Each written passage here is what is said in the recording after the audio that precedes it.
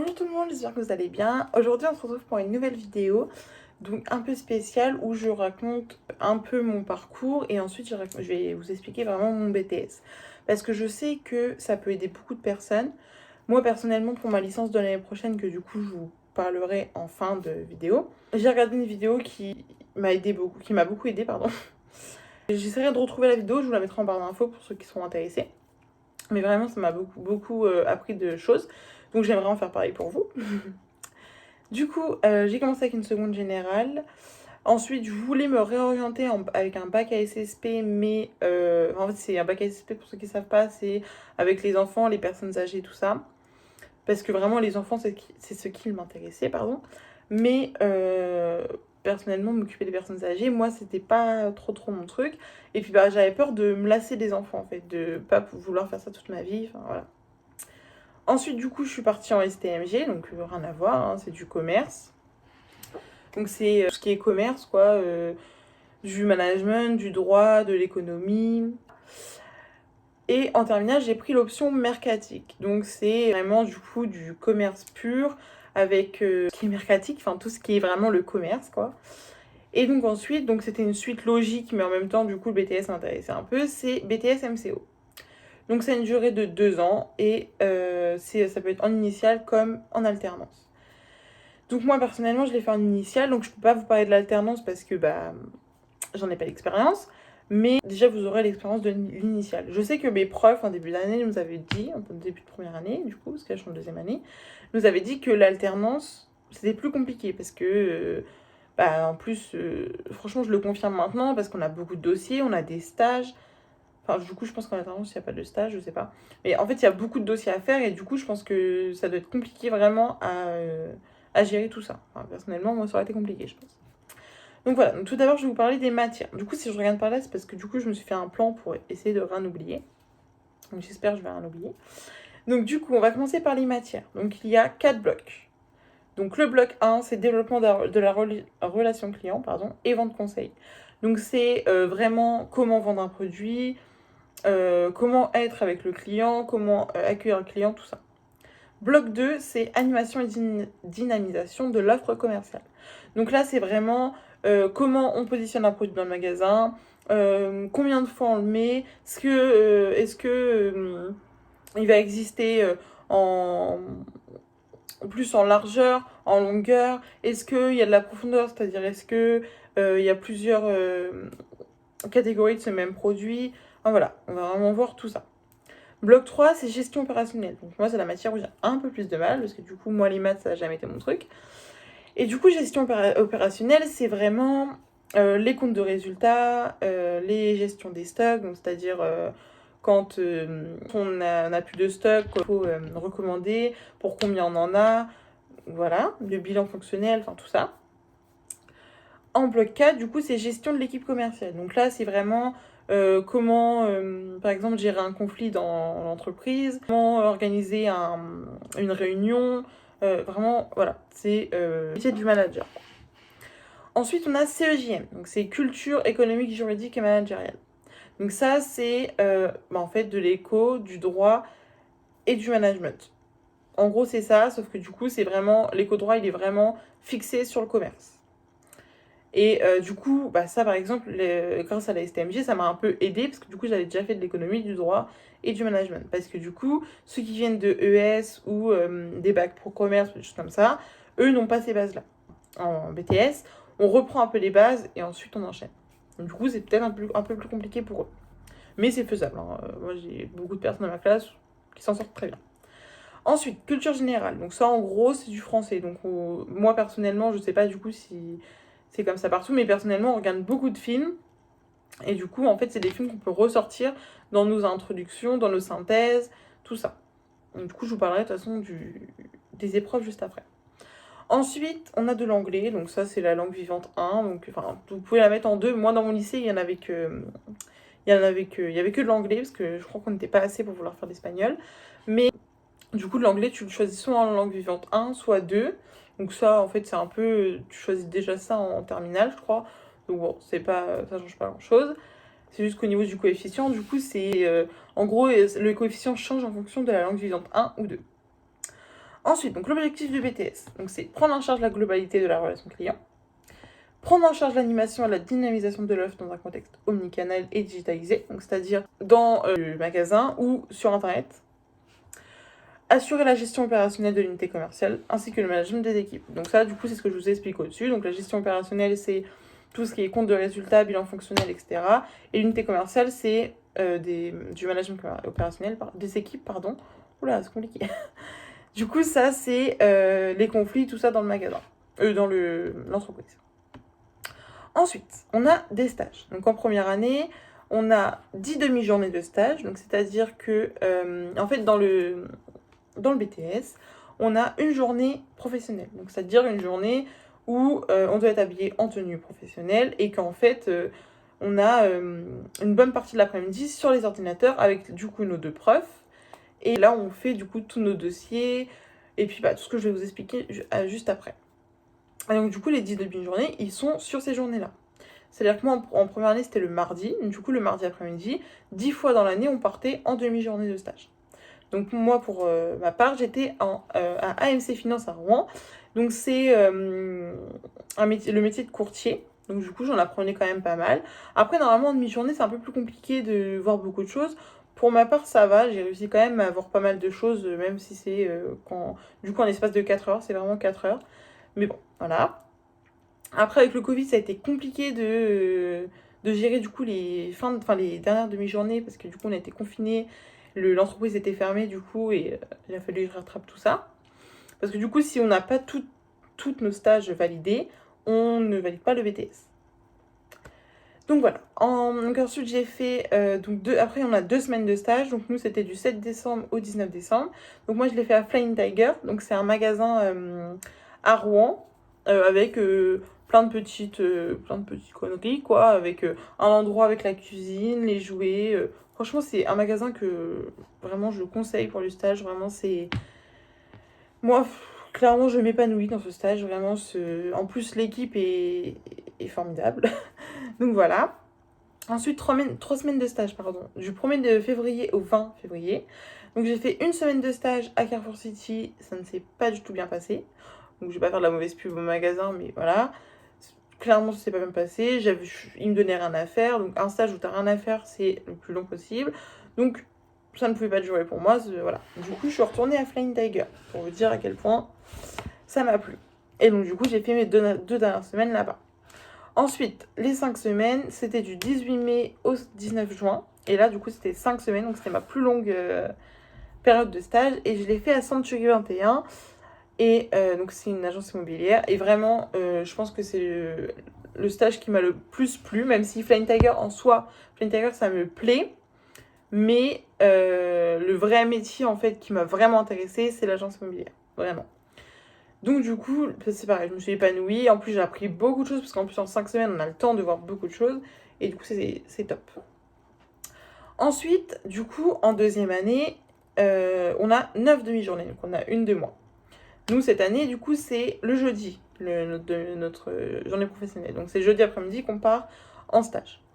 Donc pour ma part, en demi-journée, je suis à Jennifer. Du coup, ce métier m'intéresse. Enfin, j'aime bien, je pourrais pas dire que j'aime pas, mais c'est pas le métier que je vais faire plus tard.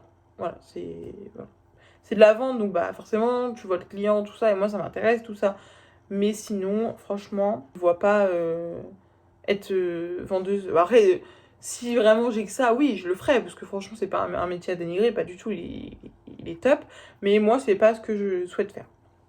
Et donc ensuite, on a 4 autres périodes de stage. Donc une semaine du 18 octobre au 23 octobre, donc d'une semaine. Donc ça, je l'ai faite du coup en octobre. Donc j'étais à Flying Tiger. En fait, tous mes autres stages, je vais les faire à Flying Tiger parce que du coup, on a des CRA à faire. Je vous expliquerai juste après. Et du coup, c'est là où c'est le plus simple de faire mes fiches.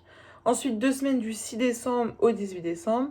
Une semaine du 31 janvier au 5 février et 2 semaines du 21 février au 5 mars. Et après, nos stages seront terminés. Donc, du coup, il faut qu'on valide tout ça pour notre BTS. Donc ensuite, on a des dossiers à faire. Donc tous nos dossiers sont à faire en fait en première année. Donc on a 8 dossiers à faire, ou 9, je sais plus combien on en a fait. Donc le tout premier dossier, il porte sur En fait, on nous apprend à faire des lettres de motivation, à passer un entretien, tout ça. Donc notre premier dossier il porte sur ça. Et ensuite nos dossiers portent sur les stages, donc sur les demi-journées, et ensuite sur les semaines. Après on comble tout et on passe des oraux sur ça. Et en deuxième année, du coup, on a 0 dossier, on a que des fiches, donc des CRA à faire, que là, du coup, je vais vous expliquer. Donc des CRA, pardon. Des CRA, on en a 6 à présenter le jour du BTS. Donc là, je vous donne des exemples de CRA qui existent et que moi j'ai fait, pour la plupart. Donc client mystère, promotion, vitrine, enquête, merchandising, entretien achat-vente, 2 C3 et 8. Donc, client mystère, c'est quelqu'un que vous connaissez, va dans un magasin, observe comment le magasin se fonctionne, tout ça, et note en fait sur un tableau que nous, on construit. Promotion, donc c'est, on organise une promotion dans le magasin, tout ça, puis on le présente sur notre dossier du coup, et après on le présentera à l'oral. Vitrine, donc on fait une vitrine dans un magasin, et après avec, en fait, il faut surtout utiliser les mots du cours, donc c'est-à-dire une vitrine par exemple, il faut 3 couleurs minimum, enfin voilà, c'est maximum, pardon, c'est vraiment du coup des fiches, c'est vraiment pour les fiches. Enquête, donc c'est, pour ma part j'ai fait une enquête de satisfaction, donc c'est, en fait on fait des enquêtes et on se met du coup dans notre stage et on présente vraiment nos enquêtes. Merchandising, donc ça, c'est comment on positionne un produit dans le magasin, ce que je vous expliquais tout à l'heure, quoi. Comment on le positionne, comment on met le prix. Donc on fait ça, et du coup, je prends beaucoup de photos aussi pendant les stages. Donc ensuite, entretien achat-vente. Donc ça, c'est en fait, je vous explique pour ma part, mais je sais pas du coup si ça se passe comme ça dans tous les lycées, mais je pense. En fait, pour notre part, du coup, on devait choisir 3 produits. Et du coup, prendre toutes les caractéristiques, tout ça, pour pouvoir savoir ce que tu vends. Et en fait, se retrouver avec donc nous et un camarade de la classe, en fait, faire un échange. Donc, il y a quelqu'un qui vendait le produit et l'autre, c'était un client. Et il avait des questions à poser. Donc, comme si on était vraiment en magasin et qu'on vendait notre produit. Ensuite, dossier 3 et 8, ça c'est tout simplement présenter notre dossier 3 et notre dossier 8. Donc ça, je crois que c'est notre stage, je crois que c'est tous nos stages réunis en fait, dossier 3 et 8. Donc voilà, où c'est les demi-journées et le dernier stage, je crois. Donc ensuite, donc, du coup, on a les oraux que je vous expliquais. Donc du coup, en fait, à chaque fois qu'on faisait une fiche, à chaque fois, on doit présenter notre fiche en oral. Et on est noté. Donc pour notre part, si on n'a pas 14, je crois, on doit passer au rattrapage. Et en fait, les oraux, ils comptent dans le BTS de dernière année, donc c'est-à-dire dans les épreuves. C'est du contrôle continu. Pour ma part, j'ai passé le client mystère, l'enquête, l'entretien achat-vente et le C3 et 8. Là, je vais passer l'oral, promotion. Donc voilà, ensuite les épreuves. Donc, du coup, il y a du contrôle continu, comme je vous disais, donc avec les fiches et les oraux. Donc en bloc 1, bloc 2, du coup, c'est ça, c'est les fiches et les oraux. Bloc 4, c'est pareil, c'est du contrôle continu, mais je crois qu'on a un oral quand même en fin d'année.